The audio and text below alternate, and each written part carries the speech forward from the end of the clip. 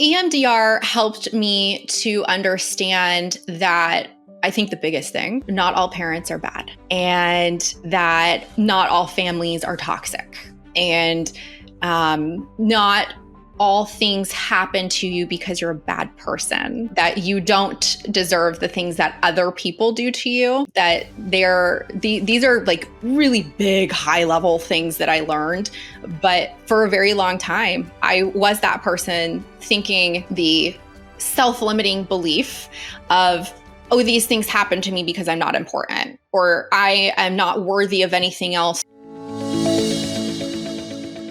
Everybody, welcome back. I am your host, Stacey Uhrig, and I have the lovely Ashley Pereira back with me. And if you didn't listen to my first episode with Ashley, you're going to want to listen to that because it is going to be the foundation for this entire conversation. And the link to that episode is right below in the show notes. So make sure you go and listen to that, where she really eloquently and courageously shared with us her multi-year journey of child sexual abuse and multiple suicide attempts, and really the last attempt that got her on the healing journey she so needed to be on. But I wanted to bring her back because she has so much more to share, and she's taken her experience and develop something beautiful that I really want people to know about. So welcome back, Ashley. Thank you so much. So when we ended the last episode, we were talking about how you, by the grace of whatever is above us, had the opportunity to work with a trauma therapist that at the time was very unique. It was 8 years ago. She was somebody that practiced EMDR, which if people don't know what EMDR is, can you just explain it? And then we're going to really get into the meat of what we're going to talk about today. So in layman's terms, EMDR is a practice of like rapid eye therapy to rewire certain events and triggers into a more positive and realistic association with them. So look, guys, you'll hear me say this a lot. Trauma, even though an experience can be traumatic, the trauma is not the event. Trauma is the interpretation that you make of the event. So in the case of your experience, how would you be able to reinterpret that through something like EMDR? So EMDR helped me to understand that I think the biggest thing, not all parents are bad, and that not all families are toxic, and not all things happen to you because you're a bad person. But exactly. Yeah. That you don't deserve the things that other people do to you. That these are like really big, high level things that I learned. But for a very long time, I was that person thinking the self-limiting belief of, oh, these things happen to me because I'm not important, or I am not worthy of anything else. So this is the life I was born into because I deserve this.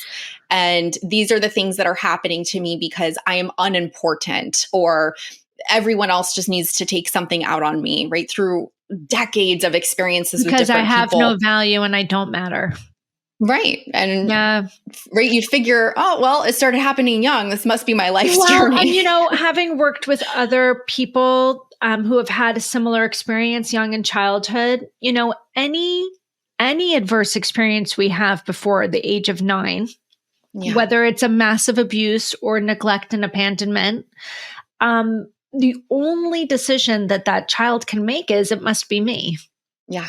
Right? Because the idea is you're the adult, you should know better. So if you're treating me this way, it must be because I'm a piece of shit, and because I'm worthless, and because I'm not deserving of anything good. right? Right.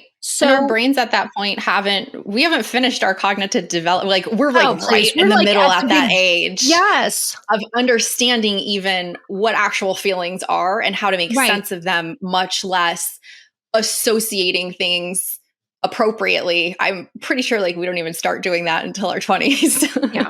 So here you are. I don't want to spend a lot of time going through the experience because we did that in hmm the last episode, but you go on this you go on this healing journey 8 years ago Yeah.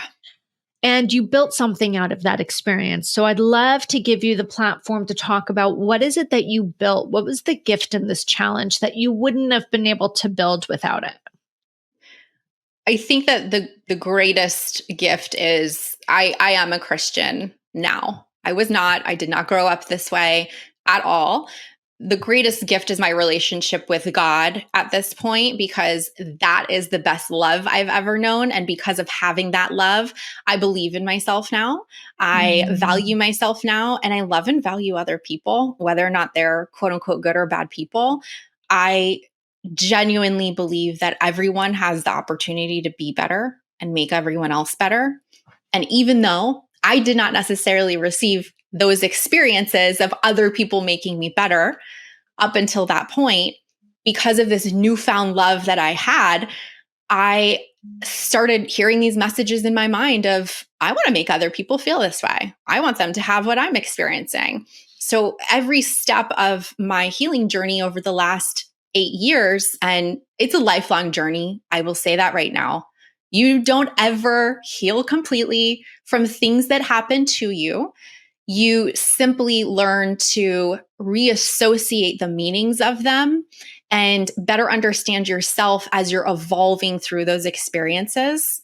right. Being on my journey for 8 years, I still experience triggers. I still experience different things as I'm diving deeper into my healing. But as I'm doing that, I'm realizing, okay, not all people have these experiences in business with like safe mentors, or in life with safe coaches, or in motherhood with moms who can truly relate to what we're going through mentally as moms. And through each journey that I've experienced in the last 8 years, I've decided, okay, if I can't receive it or I've not experienced it, I'm going to create it. And at this point in time, I do have a business called Ivory Gold, and it's a brand and business consultancy that focuses forefront on mental health of women who are entrepreneurs and who have experienced traumas, triggers, and mental health challenges. Because I realized that through my own business coaching and leadership and executive roles and even therapy, I have experienced very little holistic alignment with all areas of our life. And compartmentalization is just one of the things that we do to survive our day. I Yeah. realize it's not healthy though, but because of the achievements that I've had in my growth, I genuinely love myself now. I'm genuinely happy now. I am very healthy in the way that I choose relationships with other humans, whether it's professionally, romantically, familiar, personally, no matter what kind of relationship it is.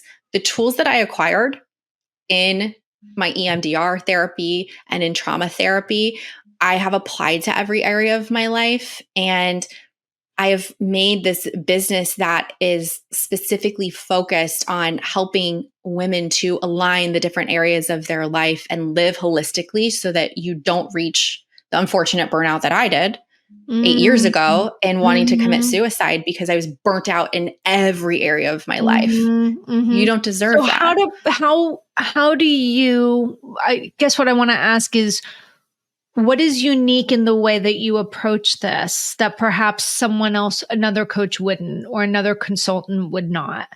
100% trauma informed care. Yeah, so what does that look So like? I kinda wanna paint a picture for the listener. the greatest difference that in the way that I approach business is that I focus on mindset and mental health first. I don't start talking about business with someone or finances or numbers or anything along those lines until we set a really healthy mindset and mental health foundation.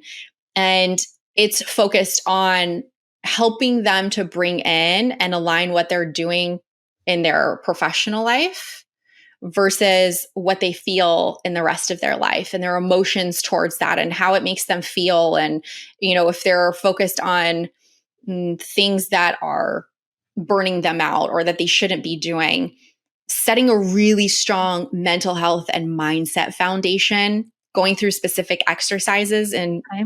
my programs helps them to approach business in a healthier Are you mentality. helping them identify that some of the behaviors that are leading to their burnout are unresolved traumas?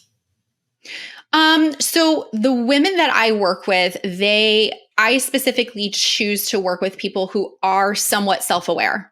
Okay. So they must have already started their own trauma healing journey, whether it's with a therapist or they're going through other coaching in their personal life for their trauma or whatever that might be. The women that I work with must already be on that journey because it tells me that they're able to be open to communicating effectively and rewiring certain thoughts and like things that they do in their business and how it relates to the other parts of their life. So smart, because you're right. This kind of stuff does not get compartmentalized. You think it is, but it's not. No, it's not. You'd like to think you're doing that, but you're not. And so it does affect, and I see it with my own clients. I'm not coaching them in business, but they're coming to me maybe because they're afraid of being seen. Now, remember, Right. I do a hypnotherapy program. So they go many times, and now I know who I can refer to. Just today, somebody said to me that she was doing really great in her business and things have kind of taken a stall. And she believes that part of it is that she has a fear of being seen. Now, I've had maybe half a dozen people come to me over the last year in the similar situation, small business owner, solopreneur, very passionate, very excited about their service or their brand or their product. And yet they know their block is fear of being seen. And when I can work with somebody like that as the trauma coach, and we do this hypnosis program that I've developed, it's very clear that there were experiences very early on in life that allowed them to develop a part that kept them very, very small and very, very quiet in total benevolence of them, right? As a total protector. And for some reason, that part is getting really loud right now and is really forward facing and is blocking this person from getting to where they need to be. So from a trauma coaching perspective, I get to address that with them and help support them in addressing that. But I'm not a business coach. I love the idea that I can say, hey, and by the way, here's somebody that understands the kind of work we've just done that then will help you work through how to now take that and move to the next level versus ignoring it because it is impacting the business. Yes. Oh, 100%. I mean, if you're a business owner, first of all, and you think that your personal life doesn't impact your business, especially as a small business owner, you're just lying to yourself and prolonging the inevitable. But which is burnout, by the way. Yeah, exactly. Just call it what it is. Okay. But by me taking the approach of, I'm not going to solve your trauma for you. You have to do the work. And that's why I like to work with people who are on some level of self-awareness because they know, okay, this thing is holding me back. I just don't know how. So they hire me to give them the how, right? But by working with them on this side of this is how it relates to your business. These are the things that you do, the steps that you take, mindset and mental health in terms of your business and how you apply them so that you don't burn out because business entrepreneurship is challenging. It's very taxing on your mindset. And if you come from a background where you do have traumas or triggers or even other mental health challenges that have been diagnosed, your business and the challenges that come from that, they're absolutely going to impact your mental health, all the Oh, previous yeah. things that came before that. And if you know how to recognize where it's coming from in your business, what to stop, start, continue, what to assess, what tools to reach into your toolbox for, Yeah. because you have to have a toolkit to be able to stop something before it gets detrimental. Being able to have that really solid foundation, no matter where you're at in your business, because I work with brand new baby business owners all the way up to about 25 million as far as small businesses. Doesn't matter where you're at. We all experience the same plateaus for, believe it or not, the same reasons, like very Well, it's similar interesting reasons. because I find that that fear of being seen is such a big one. But the other one Yeah. that I see so much of is this fear of success. Because Yes. it is really the Yes. same thing. Because if I become successful, if this Mhm. thing or this service or this product does what I know it can do, I am so passionate about it. I believe in it so well. This fucking thing could blow up. And if Yeah. And this what thing happens to my blows up, identity? right now, all of a sudden, I'm exposed. This is a Mhm. vulnerable spot for me to be in. Yep. And this is where you get this, what I'm going to call polarization of Uh-huh. I desire the success and I believe in this product, Yeah. but I'm so afraid of being seen because, again, there could be a core belief of because I was seen, these Yeah. things happened to me because I was out there, even though this is not an accurate perception, it could be the perception a 5 or 6 year old comes up with, right? If Mhm. I had just been smaller and quieter and more, Yeah. behind the scenes, maybe I wouldn't have been so available. I'm not saying what the Yeah. situation is, but I've seen But this this over is and over and true. over again, right? I do too. I do too. And Yeah. adult women, right? Like adult women who we think, oh, I should have my life together by now. First of all, no, you shouldn't.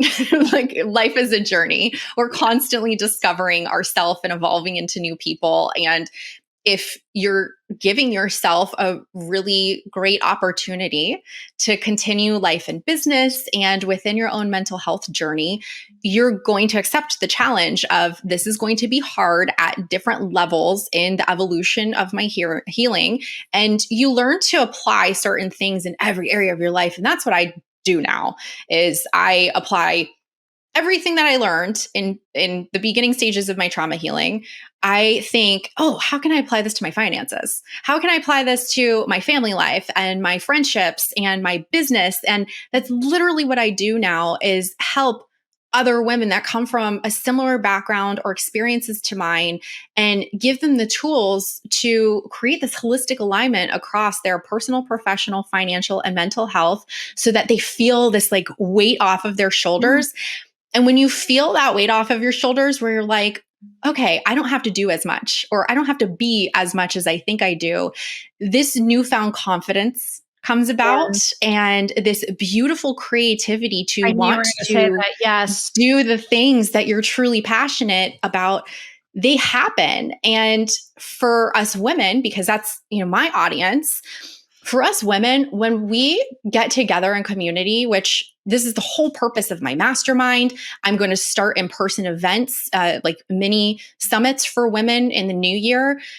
When we come together as women and we show up as ourself and community, even if it's just for like a hug with a Yeah. fellow sister who's an entrepreneur who gets us on the entrepreneurial level with an unspoken word, when we show up in droves for each other to do that, we can become so powerful and so empowered to want to say a little more, to want to be seen a little bit more, because it feels good when we're in community and we're seen by sisters or fellow trauma survivors or people who understand us. For me, the one big thing that I do, because I get that, I don't want to be seen or I'm afraid of success. I feel both of those literally every day, despite my insane visibility and exposure that I push myself into. The way that I've thought about it to put myself out there is that I'm not doing it for me. I'm doing it for someone else. The result is the growth that I get. But because of the mentality that I have to put myself in to put myself out there, right? Be on podcasts, speak at events, talk about my story and my business. Because I'm doing it for someone else, it makes it so much easier to talk about these things. And it doesn't matter what your business solution is or what you do for work or what it is that, you're talking about. You could be talking about, I don't know, sales for all I care.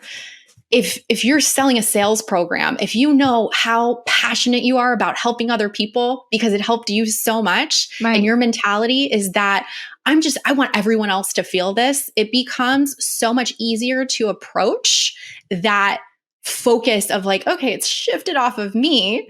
And you really don't think as much about what happens to my old identity when I become successful from putting myself out there, because you're making other people feel good. It just, you can eat it up a little bit easier. I love it. I love it. So someone's going to be listening to this and say, oh my gosh, I really have trauma and I have my triggers and I really have a beautiful business that I want to either take to the next level or start. How can somebody learn more about what you do? How can they get in touch with you? The two best ways to get in touch with me is either on my website, which is ivorygold.co. It's IVRY gold.co. If you just want general information, you want to schedule a 20-minute chat with me, or LinkedIn. I'm very active on LinkedIn. I talk a lot about mental health in business and in life on LinkedIn. I love that platform. You can just search for me by name. I'm sure Stacey's going to leave the link to my profile as well. But connect with me. Send me a message. Schedule a coffee chat. I have 13,000 followers, but I connect with everyone, like genuinely have conversation. People are very important to me. It's very important for me that you know that you're seen by me and that you feel like you're heard and understood. Please send me a request. Please send me a note. Offer to meet for an audio call. I promise you, you're 100% safe. I would love to talk to you. I love it. Yes. And we will put all the links to your LinkedIn and to your website and to the last episode in the show notes. So again, guys, it's Ashley Pereira. All the information will be in the show notes. You have easy access to her. Like I said at the end of the last podcast episode, thank you for being so courageous and eloquent in sharing your story. What a life. And I love how you've taken this pain and made it into a purpose, which is what I hope most people can find a way to do. So again, guys, if you have enjoyed this episode, then I encourage you to subscribe and listen to all episodes, because we drop a new episode every single week on Monday, where we really either are bringing trauma experts in and we're giving you a little, session 411 so you can start on your healing journey for no cost just by learning, or you're listening to people that are having the courage to share their stories. So maybe you'll have the courage to share yours too. So guys, thanks again so much for joining us. And I hope you guys have a great day.